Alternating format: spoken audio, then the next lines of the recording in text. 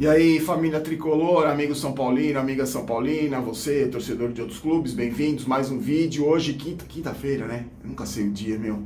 Acabei de acordar, essa acorda meio zureta de tarde, agora deve ser umas 8 da noite, 8h30. Tudo bem com vocês? Você viu aí que... Antes, deixa eu agradecer você da participação dos dois últimos vídeos que eu fiz no mesmo dia. Um analisando a goleada na Copa São Paulo e outro falando sobre a questão da representação do aumento das férias dos guerreiros, que muita gente concordou comigo, a grande maioria, 99,99% concordaram que era um abuso, uma folga, esse aumento em 2 dias nas férias, mas teve gente, são os torcedores conformados do São Paulo, que eu entendo até, torcedor mais novo aí que nunca viu o time ganhar nada, que acha que o São Paulo é isso aí que a gente está acostumado, torcedores, os conformados, falaram, pô, Barulho, mas não tem nada demais.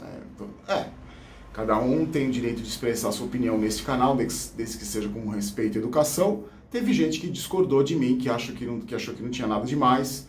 Eu acho que o torcedor conformado também tem o direito de opinar. Eu só digo que respeito a sua opinião, só que eu nunca vou ser um torcedor conformado, porque eu acho que o São Paulo não é isso aí. Mas respeito a opinião de cada um. Então, depois falaram de lei trabalhista, também não tem nada a ver lei trabalhista, viu, gente? Porque o Palmeiras, por exemplo, jogou com todos os titulares no último jogo e se representou na segunda-feira. E também teve 10 dias de folga na Copa América, então não tem nada a ver com questão trabalhista. Foi uma opção da diretoria, da comissão técnica, sei lá, com influência dos jogadores, na minha opinião, com influência sim dos jogadores, para aumentarem as férias dos caras que saíram uma semana antes e voltaram depois de todo mundo. Se representaram ontem, né? Depois foram para Cotia, estão treinando em Cotia. Hoje o Diniz deu entrevista e disse que já espera que não vai ter reforços, disse que já sabe como é que vai ser, que o clube precisa vender jogador da base para acertar as contas. E falou também sobre o Arboleda, disse que o Arboleda errou, vai ter uma conversa com o Arboleda deve ser multado. E disse que vai responder em campo, jogando bola. Espero, né? Espero que o Arboleda responda jogando bola, porque tem clássico contra o Palmeiras, acho que na segunda rodada do Campeonato Paulista, no Allianz Parque. Se o Arboleda meter o Dudu no bolso e fizer o gol da vitória, eu acho que a torcida esquece.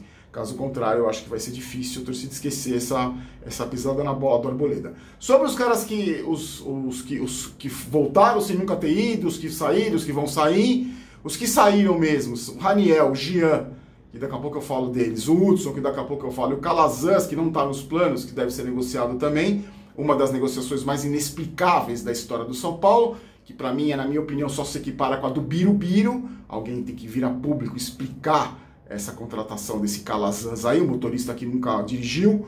O Shailon também e o Brenner. O Brenner foi destaque no treino hoje em Cotia, ele, o Hernanes, o Pato e o Everton. Voltaram, mas não estão nos planos, voltaram de empréstimo, não que se apresentaram, voltaram em estão de empréstimo. Voltaram de empréstimo, mas não devem continuar. Trellis, Jonathan Gomes, Paulinho Boia, Léo Natel, Araruna e o Everton Felipe. O Everton Felipe, sim, outra contratação inexplicável. O Sport está interessado em tê-lo de volta, só que quer que o São Paulo pague salário. É uma mãe, o São Paulo é uma mãe, daqui a pouco eu vou falar do Hudson. Todo mundo quer negociar com o São Paulo. Porque se eu fosse empresário, ia lá correndo, em Cotia, para negociar meus jogadores com o São Paulo, porque o São Paulo é uma mãe para negociar. Daqui a pouco a gente vai falar do Hudson. Então o São Paulo não quer pagar o salário desse Everton Felipe aí. E desfalques, então a seleção do Jardim lá que vai disputar o pré-olímpico, o Igor Gomes, o Valci e o Anthony, estão com a seleção sub-20. E contratado mesmo não teve ninguém. Contratado, na verdade, tiveram 3 jogadores. O Volpi, o Igor Vinícius e o Vitor Bueno, que estavam emprestados. Então eles foram contratados em definitivo. Contratação, novos nomes. O São Paulo simplesmente não apresentou ninguém, como já era esperado, como eu tinha falado para vocês no começo do ano. Duvido que apareça alguma coisa. Estão falando do Paquetá. Sabe aqueles nomes que as pessoas falam que está mal na Europa, poderia vir por empréstimo, mas também ganhou uma bala, não acredito que venha.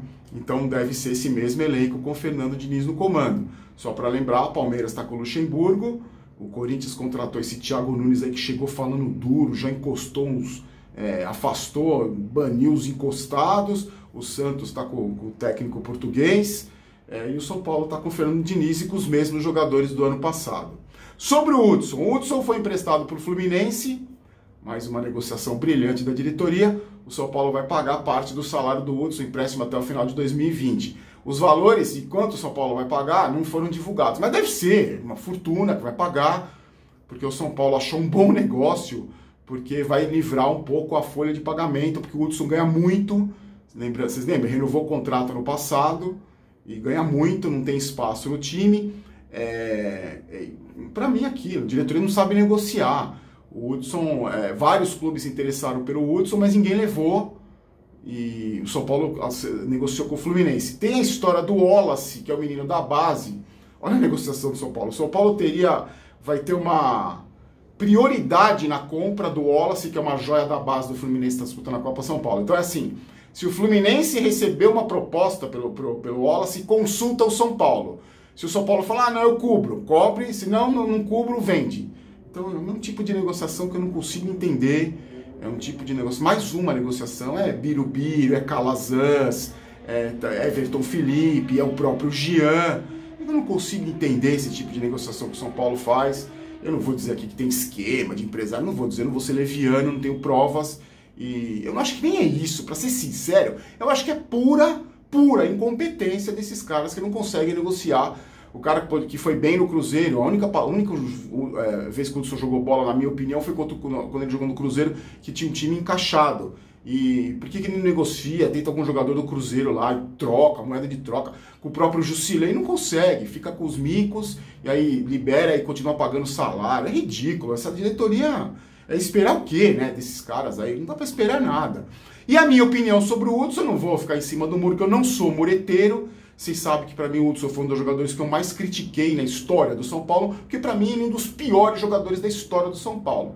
Um jogador que não ganhou nada, um jogador que fez quase 198 jogos pelo São Paulo e 6 gols, teve 2 passagens, não ganhou nada. Foi vice da Sul-Americana, foi vice de 2016, foi vice da Sul-Americana em 2014, vice da Libertadores em 2016, vice do Paulista e vice do Brasileiro. Não ganhou nada. É um jogador horroroso, para mim horroroso, para quem viu Mineiro e Josué jogar, para quem viu Cerezo jogar, eu vi Falcão jogar, e ver o Hudson é de sangrar os olhos, mas tem muito fã, o Hudson tem muito fã, espero que não se torne as viúvas do Hudson, como o Rodrigo Caio, tem viúva pra caramba até hoje, e para mim um jogador péssimo, um jogador que se acomodou depois que renovou o contrato.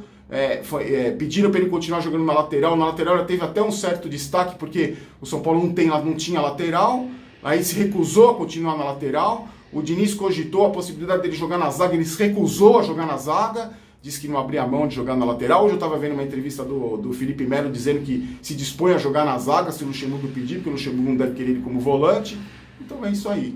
Para mim, vá com Deus, desejo toda a sorte do mundo, porque, apesar de tudo, as pessoas falam, mas jogou com raça, sempre teve raça, sempre respeitou o clube. Para mim é obrigação isso. Respeitar o clube e jogar com raça não é qualidade, é obrigação de jogador profissional. Então, e outra coisa, ele foi pro Fluminense agora. Não me interessa mais falar sobre o Hudson. Como não me interessa falar do Cueva, como não me interessa falar do próprio Rodrigo Caio, como não me interessa falar do Wesley, para onde esses caras foram, não me interessa. Por quê? Porque no São Paulo, que para mim é onde importava, todos esses caras que eu falei foram um vexame, fizeram um papelão, tirando o Cueva, que tive um outro bom momento. Todos os milhões de perebas que o São Paulo dispensou, que a torcida queimou, para mim não interessa mais o que esses caras façam, que esses caras vão fazer na carreira. Muita gente fala que o Hudson é boa gente, beleza, até deve ser, até concordo. Só que meu sobrinho é boa gente, o zelador do meu prédio é boa gente, e eu não quero ver nenhum dos dois defendendo a camisa do meu time. Desculpa, eu sei que muita gente vai discordar de mim, vai falar que o Hudson é bom pra caramba, mas beleza. Respeitando a minha opinião, você tem o direito nesse canal de dar a sua. O Calazans não faz parte dos... O Calazans é uma piada, né? Coisa do Cuca, o cara tem 20 e tantos anos, nunca fez um gol como profissional, foi contratado, jogou 4 jogos, 0 gol, tem contrato até final de 2022, o tal do Calazans. E o Jean, o São Paulo decidiu suspender o contrato dele até o final desse ano, Durante esse tempo ele pode procurar outro clube se tiver algum clube interessado. O Ceará ficou interessado, a torcida ficou enlouquecida, invadiu as redes sociais com o hashtag Gianão. O Ceará voltou atrás por causa da reação da torcida, por isso que eu falo que a torcida tem peso sim, sempre teve. Voltou atrás. O São Paulo queria rescindir o contrato, só que aí é difícil por justa causa. E se tivesse que rescindir sem ser por justa causa, teria que pagar todo o salário do cara, rescisão, multa, os cambal.